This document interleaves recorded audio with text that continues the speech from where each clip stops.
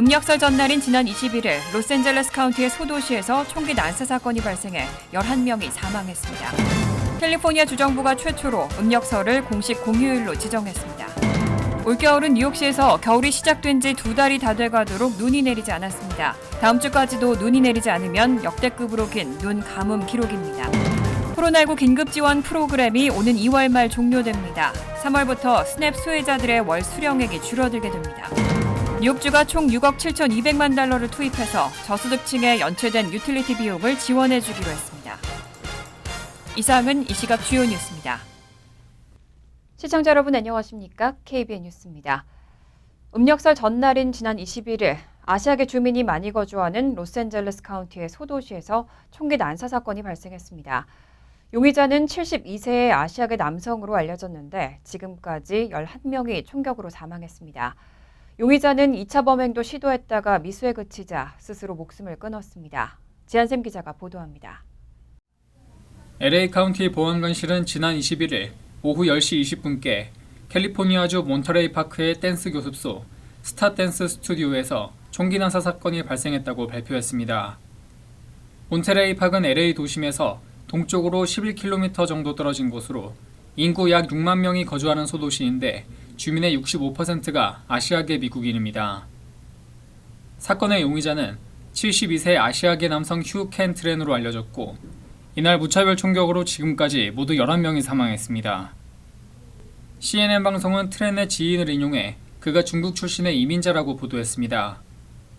한편 경찰은 사망자 신원을 확인하는 과정에 있다면서 연령을 50대에서 60대로 추정했습니다. 로버트 루나 LA 카운티 보안관은 희생자들에 대해 20대나 30대는 아니고 50에서 60대라며 아마도 일부는 그보다 더 나이가 많을 수 있다고 전했습니다. 이번 총격이 발생한 스타댄스는 중국계를 비롯해 나이가 든 현지 주민이 사교춤을 배우면서 서로 교류하는 인기 장소로 확인됐습니다. 사망자 외에도 총 10명이 부상을 입었고 이 중 7명은 인근 병원으로 옮겨져 치료를 받았습니다. 이 가운데 1명이 추가로 사망해 총 사망자 수는 11명으로 늘어났습니다. 한편 가해자 트렌은 몬터레이 파크에서 참극을 벌이고 20분이 지난 뒤 3km 떨어진 인근 도시 알함브라의 또 다른 댄스 교습소 라이라이 볼룸 스튜디오에서도 2차 범행을 시도했습니다. 하지만 현장에 있던 2명의 시민에게 반자동 권총을 빼앗기고 흰색 벤 차량을 몰고 달아났다가 범행 장소에서 차로 40분 떨어진 도시 토런스의 한 쇼핑몰 인근 주차장에서 숨진 채 발견됐습니다. 경찰은 트렌이 권총을 사용해 스스로 목숨을 끊었다고 밝혔습니다. KBN 뉴스 지한샘입니다. 사건이 발생한 다음 날인 어제 바이든 대통령은 이번 총기 난사 사건의 희생자들을 기리는 의미로 모든 공공건물에 조기 개항을 지시했습니다. 한편 한국 외교부는 한국인 피해자는 없는 것으로 파악됐다고 밝혔습니다. 바이든 대통령은 어제 포고문을 발표하고 2023년 1월 21일 자행된 무분별한 폭력행위의 희생자들에 대한 경의 표시로 이달 26일 일몰 때까지 미국 내 공공건물에서 조기를 개항할 것을 지시했습니다. 이번 지시는 백악관과 DC의 연방정부 및 미 전역과 미국 영내 모든 공공건물과 부지, 군구역과 해군기지, 해군 군함 등이 포함됩니다. 바이든 대통령은 또 이 기간 모든 미국 대사관 및 공사관과 영사관, 그 외 군시설 및 해군기지를 포함한 해외 시설들에도 조기를 개항할 것을 지시했습니다. 한편 이번 총기 난사 사건과 관련해 아직 한국인 피해자는 없는 것으로 파악됐습니다. 오늘 외교부 당국자는 주 LA 총영사관 영사가 우리 국민 피해 여부를 파악 중이라면서 현재까지 우리 공관이나 지역 한인회 등을 통해 접수된 피해는 없다고 밝혔습니다. 외교부 당국자는 LA 관련 당국과의 협조하에 추가적인 현장 상황 파악 노력을 지속해 가겠다고 전했습니다. 캘리포니아 주정부가 최초로 음력설을 공식 공휴일로 지정했습니다.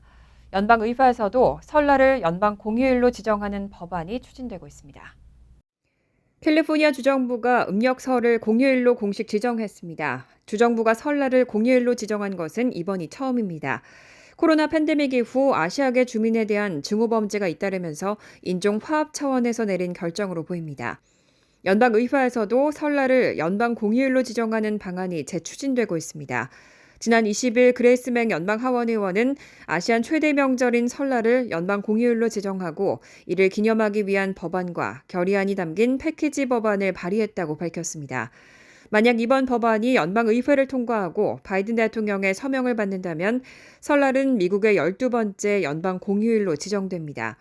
맹 의원은 설날은 아시아계 미국인에게 매우 중요하고 전통적인 공휴일이라며 미국에서 아시아계 미국인이 가장 빠르게 증가하고 있는 만큼 연방 공휴일로 지정하고 함께 축하해야 한다고 말했습니다.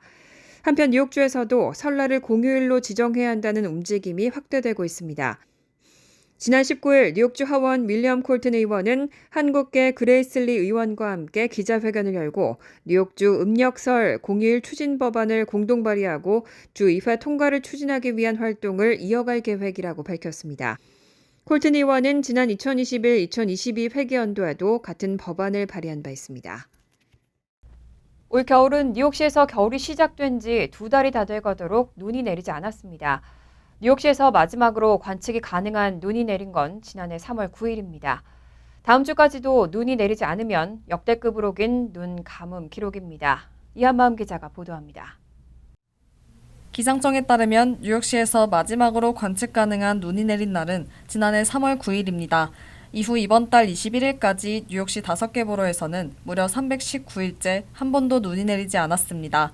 만약 오는 25일까지 눈이 오지 않으면 1972년에서 73년 세워진 역대 최장 눈 가뭄 기록인 322일을 경신하게 됩니다. 웨더 채널은 오는 25일께 뉴욕시에서 비나 눈이 내릴 것으로 예보했지만 예상 기온이 온종일 영상이어서 관측 가능한 눈이 될지는 불투명한 상황입니다. 또 오는 29일까지도 눈 가뭄이 지속될 경우 뉴욕시에서 역대 가장 늦은 첫눈 기록도 바뀝니다. 지금까지 뉴욕시에서 가장 늦은 첫눈은 1973년 1월 29일이었습니다. 이렇게 1월 말까지도 눈이 내리지 않으면서 일부 시민들은 지구온난화가 전 세계에 영향을 주고 있다며 우려하고 있습니다. 실제로 올해 겨울 이렇게 눈이 사라진 것은 유달리 따뜻한 겨울로 인해 눈 대신 비가 내리고 있기 때문입니다. MBC 뉴욕은 기후변화와 라니냐를 그 원인으로 지목했습니다. 전 지구에서 기후변화에 따른 기온 상승이 이어지면서 전반적으로 눈이 덜 내리는 데다 라니냐가 동부 해안에 따뜻한 공기를 불어넣고 있기 때문이라는 분석입니다. KBN 뉴스 이한마음입니다. 지난해 미 전역의 주택 판매는 거의 10년 만에 가장 느린 속도로 떨어졌습니다. 지난해 주택 판매량은 2014년 이후 가장 부진했고 2008년 주택 위기 이후 연간 최대폭으로 떨어졌습니다. 부동산 중개인협회는 지난해 미국의 기존 주택 판매량이 총 503만 채로 2021년보다 17.8% 감소했다고 밝혔습니다. 2014년 이후 판매량이 가장 부진한 것으로 이런 감소폭은 2008년의 주택 위기 이후 연간 최대폭입니다.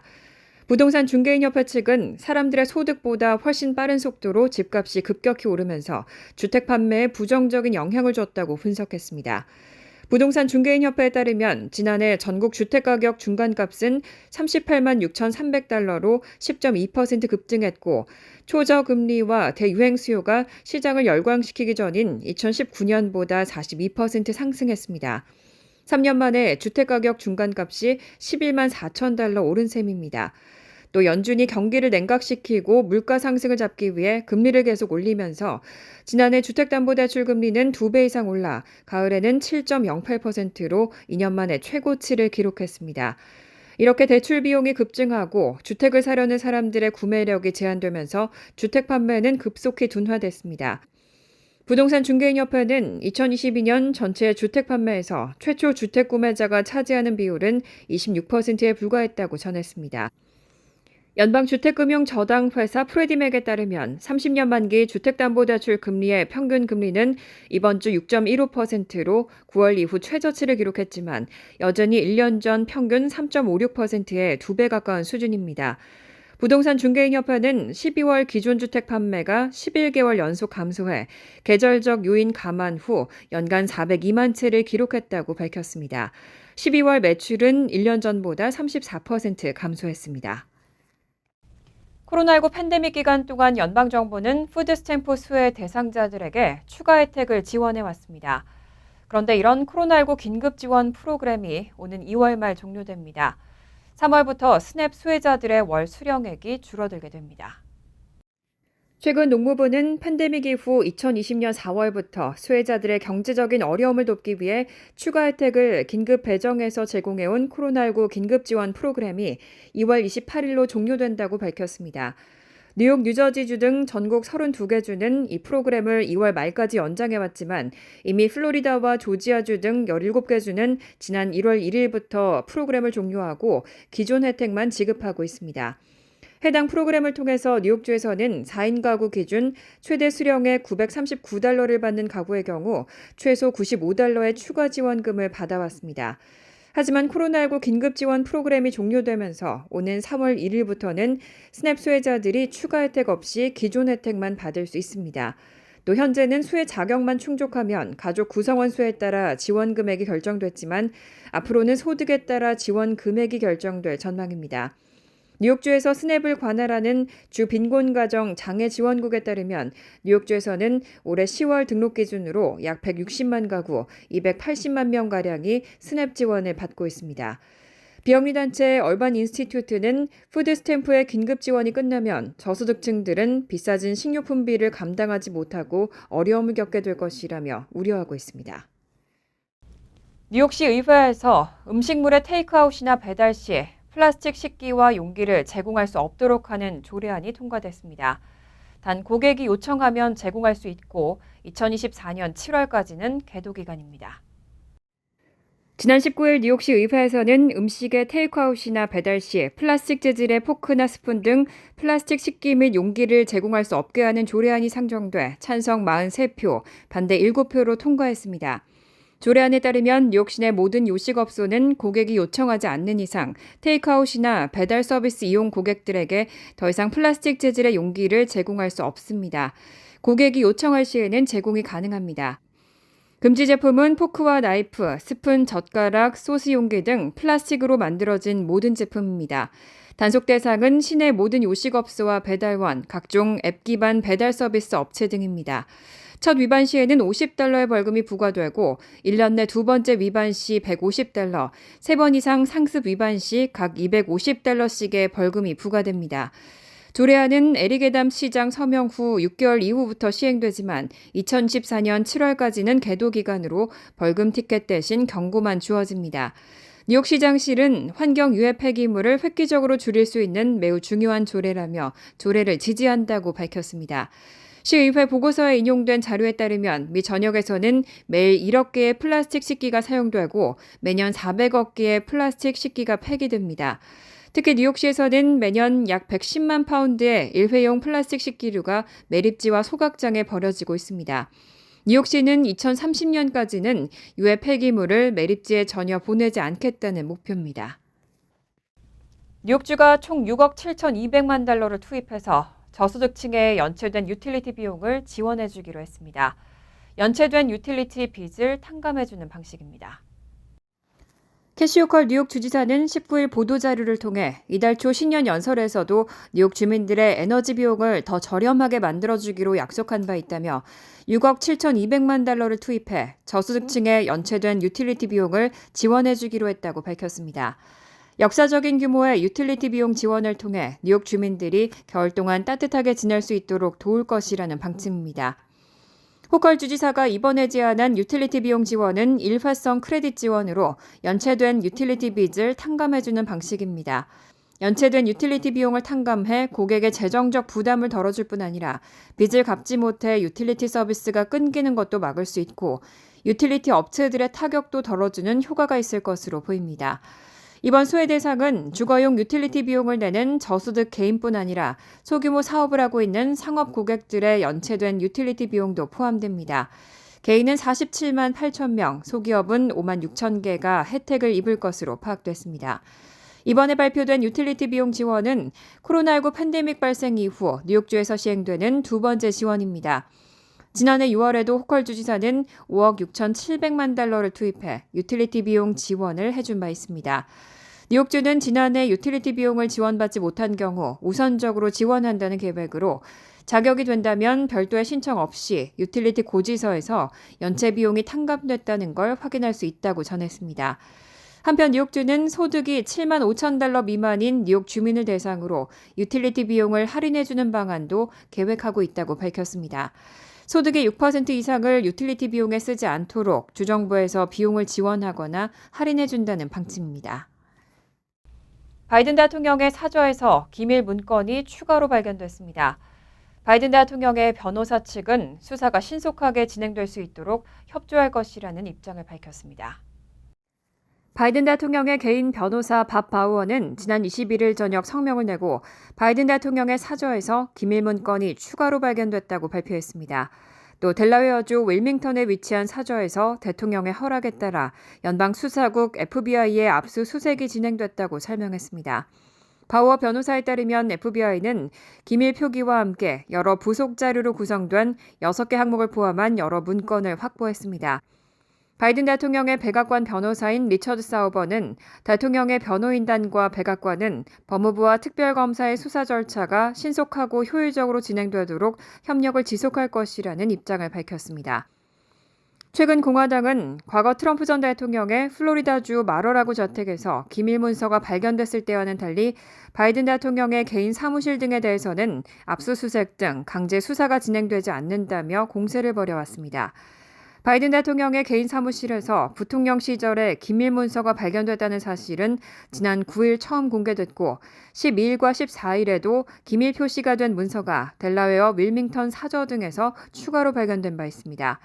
이에 따라 법무부는 한국계 로버트 허 전 검사장을 특별검사로 임명하고 수사를 진행하고 있습니다. 한편 바이든 대통령은 이와 관련해 잘못된 곳에 보관돼 있던 몇몇 문서를 발견해 법무부에 넘겼다면서 거기에서 문제될 것은 아무것도 없다는 것을 알게 될 것이라고 전했습니다. 간추린 소식입니다. 그레고리 스튜비 공화당 하원 의원은 지난 17일 북한의 푸에블로호 반환을 촉구하는 결의안을 재발의했습니다. 스튜비 의원은 결의안을 통해 미국은 푸에블로호가 북한에 납포됐을 당시 북한 원산 근해에서 정보 수집 업무를 하고 있었다는 점을 분명히 했다며 이런 종류의 선박에 의한 정보 수집은 오늘날 세계에서 표준적이고 인정되는 관행이라고 주장했습니다. 푸에블로호는 1968년 1월 23일 북한 원산 근해에서 정보 수집 업무를 하던 중 북한에 납포됐고 그 과정에서 한 명이 사망했습니다. 뉴저지주에서 김치의 날이 제정될 가능성이 한층 높아졌습니다. 김치의 날 제정 법안을 발의한 엘렌박 주 하원 의원은 법안 통과를 위한 뉴저지 주 하원 농산물 및 음식안전위원회 청문회가 지난 19일 뉴저지주 트렌튼 소재 주의사당에서 열렸다고 밝혔습니다. 또 이날 청문회는 발의된 법안에 대해 위원회 소속 의원들이 논의하고 차후 본회의 투표로 이어지는 중요한 자리였다고 설명했습니다. 엘렌박 의원은 신속한 법안 처리를 위해 농산물 및 음식안전위원회 의장인 로이 프리드만 의원을 곧 의원실로 초대해 여러 가지 김치를 준비해 시식 행사를 갖고 해당 영상은 주의회에 제출할 예정입니다. 에릭 애담스 뉴욕시장은 21일 브루클린 크루즈 터미널에 약 1,000명의 남성 망명 신청자들이 거주할 수 있는 쉘터를 마련할 것이라고 밝혔습니다. 아담스 시장은 지난해부터 뉴욕시에 도착한 망명 신청자는 4만 1,000명 이상이고 현재 뉴욕시에서 지원하고 있는 이들은 2만 8천 명에 달한다며 현재 뉴욕시는 한계점에 가까이 와 있다고 말했습니다.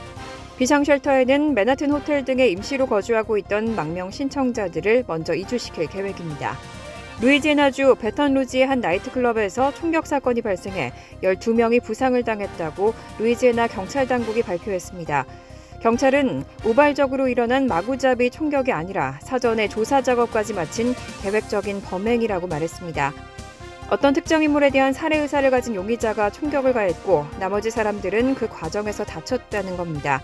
경찰은 얼마나 많은 사람들이 사격의 목표였는지 총격을 가한 용의자가 몇 명인지에 대해서는 언급을 거절했습니다. 환율과 증권 소식입니다.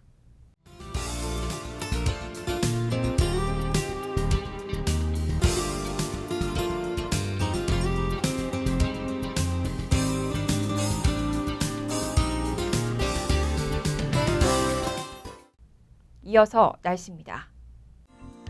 화요일은 대체로 화창하겠습니다. 낮 최고 기온은 44도, 섭씨 7도, 밤 최저 기온은 35도, 섭씨 2도로 예상됩니다. 수요일은 흐린 가운데 곳에 따라 눈이나 비가 내릴 가능성이 있습니다. 목요일은 구름이 많겠습니다. 이상으로 KBN 뉴스를 마칩니다. KBN과 함께 즐거운 저녁 되시기 바랍니다.